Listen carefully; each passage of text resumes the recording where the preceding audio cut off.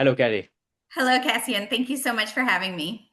So Kelly is a very seasoned professional, and she's focused mainly on the field of, for example, the use of chemicals and the importance of protecting chemicals and critical infrastructure and so forth.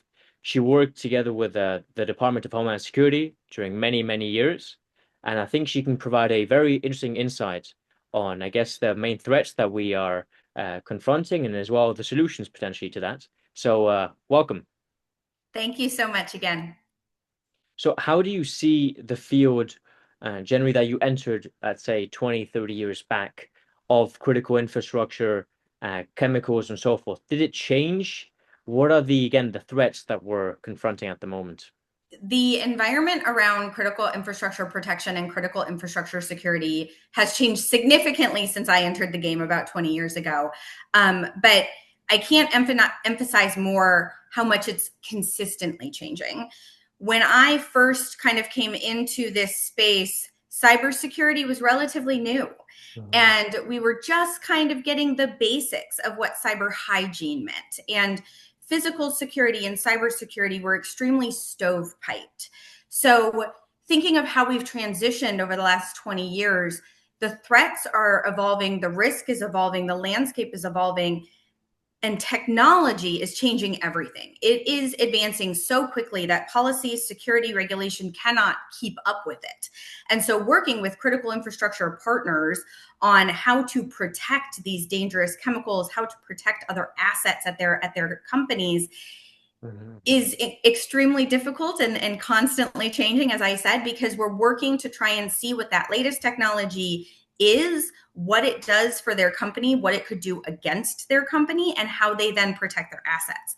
So it's a constant evolvement. It's constantly something you have to stay on top of. Certainly, AI has changed the game yet again. Just a few years ago, drones changed the game significantly for critical infrastructure, looking at our manufacturing sites. Drones started being used as a positive to be able to use for inspections and look at facilities from a different viewpoint. And that was great until we realized that drones could be hacked and drones could be used to carry payloads and drones could be used in a negative fashion. And so every time a technology is introduced to this environment, you are challenged with thinking like the bad guy and trying to think how this could be used against these facilities, from mom and pop shops that just happen to use a dangerous chemical to these large scale manufacturing sites that folks think of. So it's about scalability, it's about adaptability, and it's about continuous evolving to address those different threats. So it's changed immensely to answer your first part of your question there. Amazing. Yeah, because I saw that you were a branch chief as well, right? And then later you became associate director for chemical security at the Department of Homeland Security. And I would like to know, I think it would interest the audience, how did you stumble or find your way into this? Did you study this in college? How did you get to assuming this role? Stumble is the perfect word to use here. I truly believe that a career path is not linear. I do not believe that you climb a ladder. I believe that you traverse a mountain and that you kind of go back and forth. So I actually studied math in college because I was a big geek and just loved math. And that led me into consulting because consulting companies out in DC are constantly looking for very analytical types, especially in their junior employees. So I stumbled into a consulting career, and then they put me on a contract with a program that was newly being developed called the Chemical Facility Anti-Terrorism Standards, or the CFATS, one of the worst acronyms in government. And I fell in love with the program.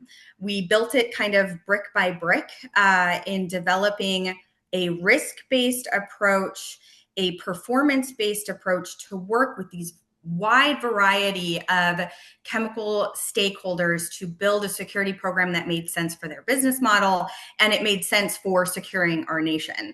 But it was a complete stumble. I fell into it and then I loved it. I loved building something from the ground up. And I was extremely lucky, and I like to pass this on to anyone I speak to, because I was extremely lucky to have some amazing mentors that believed in me. And I had no chemical background. I had no security background. I had no business doing chemical security. And yet I had amazing mentors that taught me that you don't have to know the work. You just have to know that you can do the work.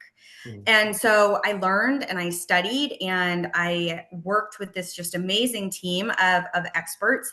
As one of the very few females on a very male dominated security field, but was empowered and was lifted up in order to take on these different roles. And so I literally did a little bit of everything for that office, from communications and external affairs to incident management, and learned the basics of everything, and ultimately built this program that was seen and nationally recognized, internationally recognized as kind of the gold standard in security regulations. And so it's something I'm incredibly proud of, but nowhere in my background would you think that I should have elevated to this position that I did. And I'm just incredibly proud and lucky to have those mentors. And I work very hard to mentor other folks and get them involved, and know that they can learn these topics even when they may seem a little scary or out of reach. Mm-hmm. Interesting. So mathematics. Would you say that math and doing advanced mathematics helped you? Like you mentioned the analytical side, but do you think that built a good base, especially like within chemistry, which is important, with what you mentioned? I think it taught me to question things. I Okay. think it taught me to think critically and to always look for the right combination and the right answer, and to know that there could be multiple answers to kind of fit that problem. And so I think that in going through a math degree, it taught me how to learn myself, how to teach myself. And it taught me how to look at something that was kind of scary and just figure it out. Mhm. I always say that someone that works for me, I'm going to throw you into the deep end. We're going to see if you can come up kicking, because that's the kind of grit that I think you need to have in order to move up and kind of survive in these different fields. It's great when someone teaches you how to swim, and it's great when somebody throws you a life vest, but you also need to do it yourself, and you need to, again, know you can, even if you don't have any experience in it. So I think that that's kind of what that degree taught me, is how to fight for it and how to think through a problem. Amazing. So you spoke about CFATS, right? And Mm-hmm. then there, of course, within your field, things known as chemicals of interest, right? And these Mm-hmm. can be everything from microchips to just food and medicine and so forth. What role does that play, maybe for someone that doesn't know too much about it? Chemicals are in everything. When I would say I work for Department of Homeland Security and work in chemical security, everyone would always go, "That's a thing? Like, I didn't realize that was a thing. We need to be worried about this." Chemicals are literally in everything. They are in the desk that I'm sitting at. They are in my pen. They are certainly in my phone. They are used to manufacture everything. They are critical to our economy and our way of life. They can also be used for very nefarious purposes. These chemicals can be toxic. These chemicals can be explosive. They can be flammable. So they have to be protected in a certain way and made sure that we are adequately doing that. And because they are in everything, they are in every sector of our economy. And that means that they are in mom and pop shops. We had companies that were regulated that were people's garages.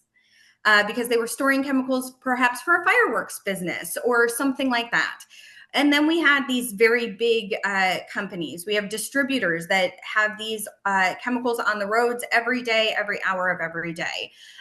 We worked internationally because our global partners are, of course, using them in this fashion as well. And so what that meant was this was a big problem with a lot of different solutions. It meant we had to work with so many partners, so many stakeholders across the country to understand what their business model meant and what security could mean for them. And it meant that we had to develop a regulation that could be tailored to that. And it wasn't a one size fits all. It was very difficult.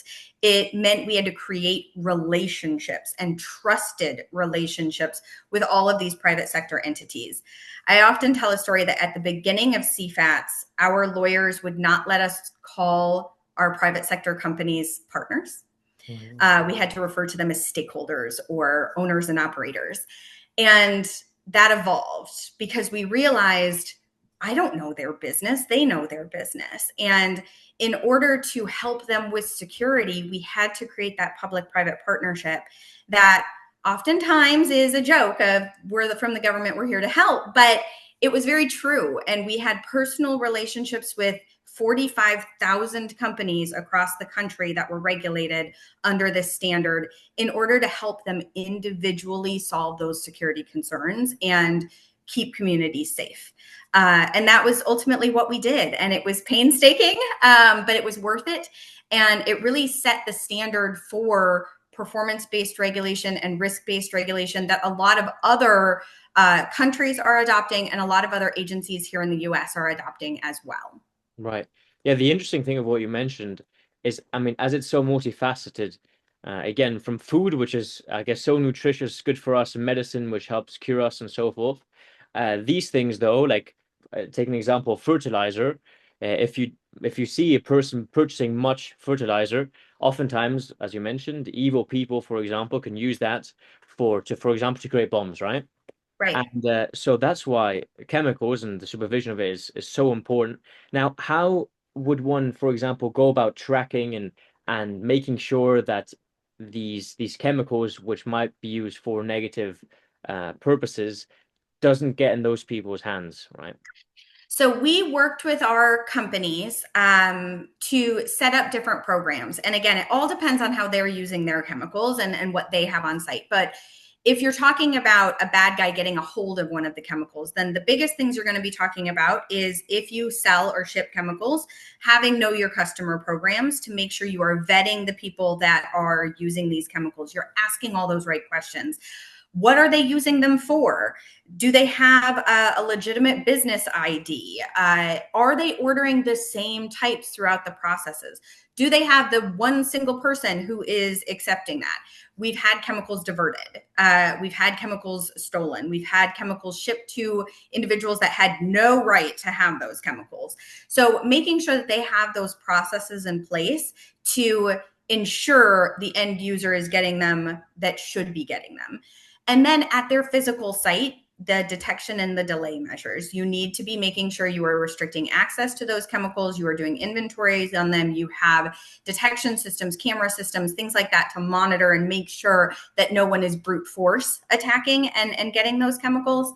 And then the cybersecurity layer on top of that is that's great that you have a legitimate customer, but did you know that someone is actually altering that email address and sending a phishing or a scam email to try and get you to ship it to somebody else or to trick the system into actually executing on that invoice? So all of those layers need to be looked at each individual company to be able to make sure that they're doing what they need to do to protect those chemicals. Very good. Yeah. Well, you mentioned with cybersecurity, I think is very important to highlight as well. I recently spoke with Eric O'Neill, one of the most famous notorious spy hunters, and he wrote a book which is called Spies, Lies, and Cybercrime. And I think there's definitely a relationship to it. Cybersecurity is so important, and I can imagine that when you try to protect this critical infrastructure and so forth, you definitely need long lines of code, and you need people who are very smart with technology. I think ever more so. And if we just look, I mean, I think the pandemic, so with COVID-19, that sparked for many people, I think, the interest in learning more about at least chemicals and how they might be used, right? Different to what we saw, I think, in the last 100 years or so. That was truly a impactful event. Now, for someone who maybe wants to get into the field, right? How should they educate themselves on all of these different intricacies and so forth? There are a lot of different ways to get into this field, and there are a lot of different specialties, right? So I would say for anyone kind of initially thinking, I want to get interested in national security, homeland security, where is your interest really lie? Is it about the mission and the passion for the mission? That's a big one for me. I am extremely passionate about just the Homeland Security mission overall.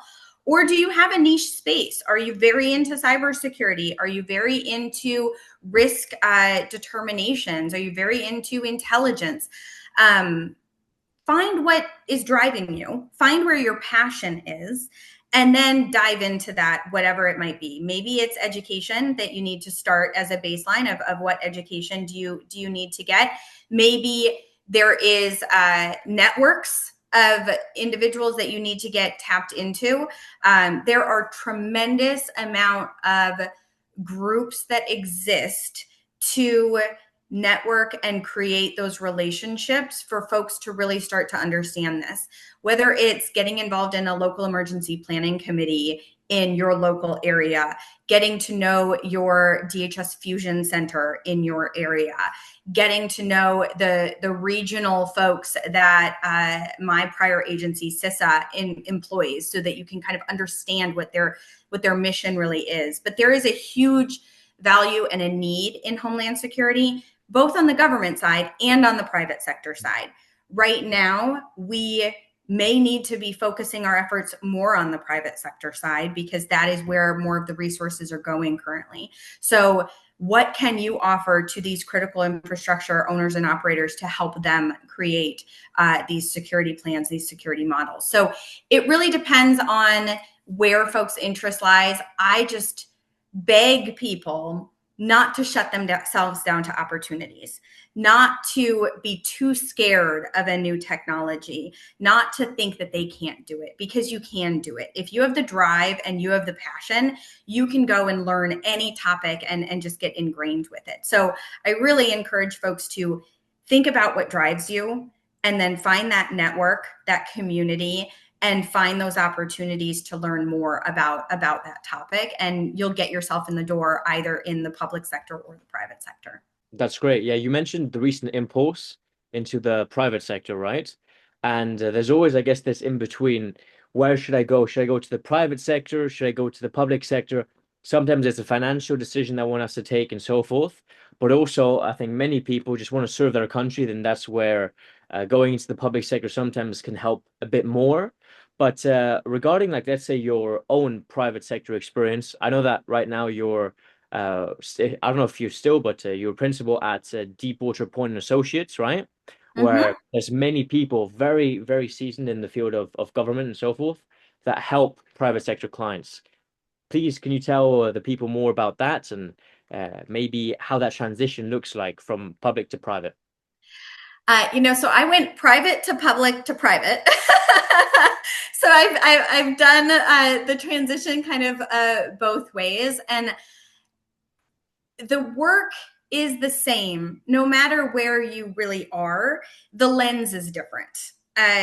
Which lens you're looking through for a for-profit, a not-for-profit, or a public sector, you're just kind of looking through a different lens.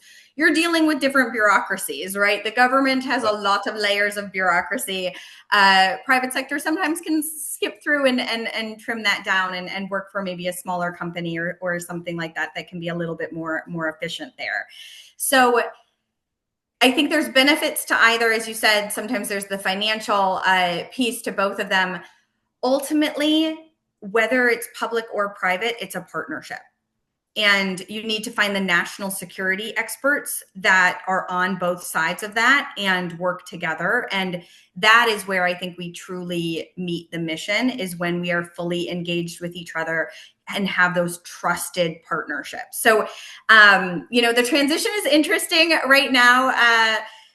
There's a big flex out of government, and it was not a transition that I actually planned on making at this time, but one that I felt was the right move for me.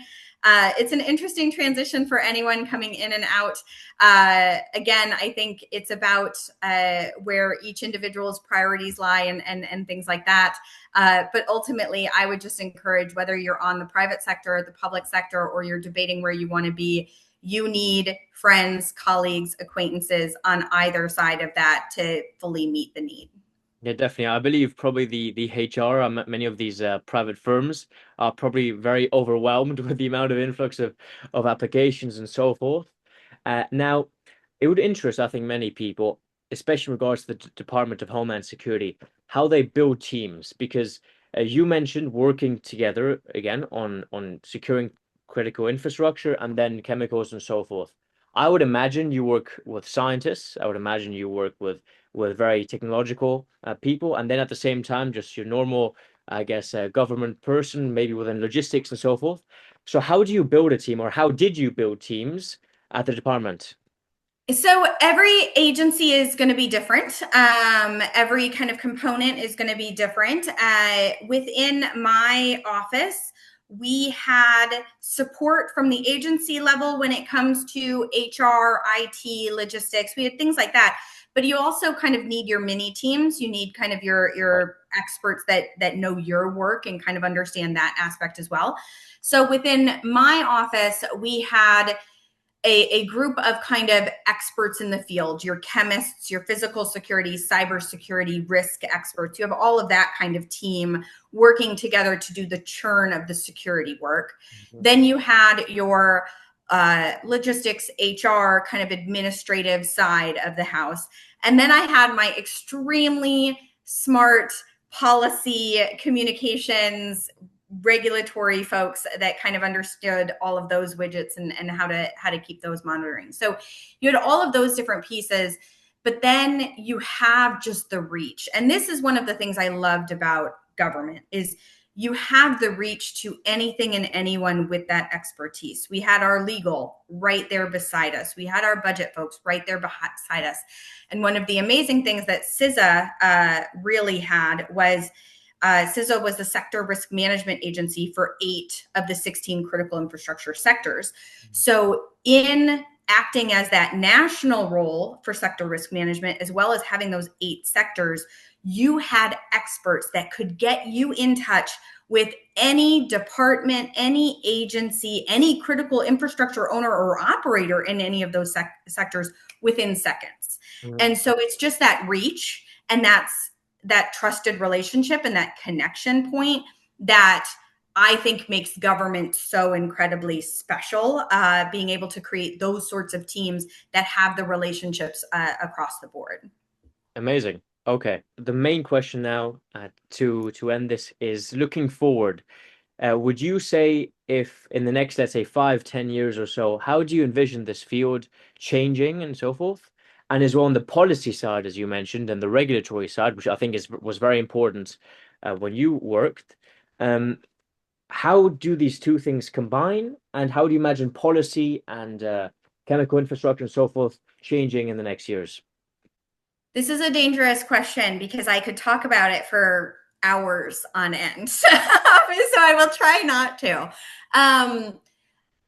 As I kind of started off the discussion, everything is evolving so quickly and technology is evolving so quickly that keeping pace through policy, through security, through regulation is going to have to be a priority for these critical infrastructure owner operators as well as for our government. We need to make sure that collectively as a nation, we are identifying those new technologies the second that they are getting even thought of in order to backtrack all of the thinking then on what security needs to go into them. There's concepts called secure by design, right? Where you actually bake in the security before you release the technology. And that's something we haven't always been great at, but we need to do more of that, of stopping perhaps the advancement there for a split second in order to think about security. And it is scary to think of how fast paced the technology is changing. And one of my fears, one of my concerns is that when cyber first became a topic, one of the things I used to talk about all the time at my speeches, I'd go to these big conferences, these big presentations, I'd start to talk cyber, and I would just see folks' eyes just glaze over.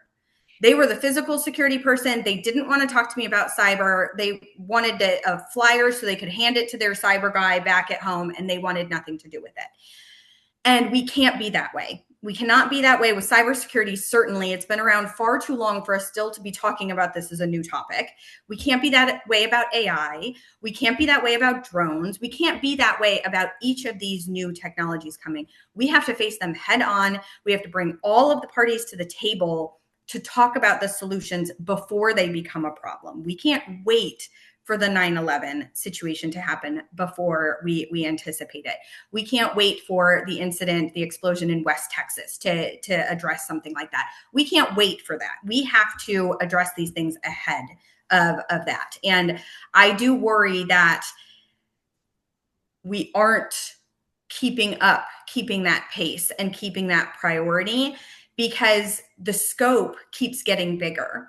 There was this huge focus on cyber and people were just ignoring physical security all of a sudden. It was like, no, you have to keep pace on that, but then you have to add this other layer in. And so over the course of the next 5 to 10 years, we need to keep pace while acknowledging that that scope is getting wider, which really means more resources need to be dedicated in order to address that situation. And as much as we can influence technology and other aspects to help reduce the resources, we need to dedicate the time to do that, to create those efficiencies on the end.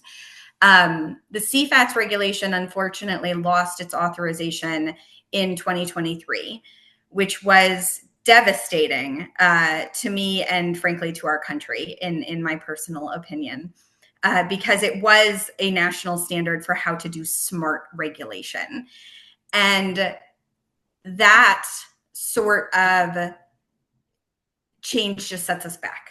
And we can't be going backwards right now. We need to be instilling smart regulation. We need to be focusing on smart policies.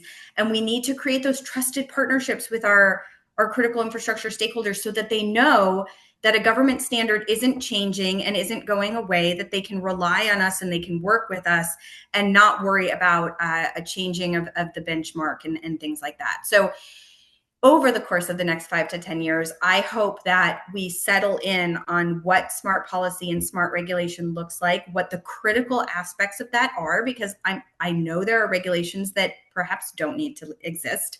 I know there are regulations that could be streamlined, but what's the right way to do it? And how can we continue to stay ahead of the technology and to keep that partnership between public and private alive? Amazing. So thank you very much, Kelly, for your time. Is there anything else you want to mention to the audience listening, which you think they should take home? Go and do it.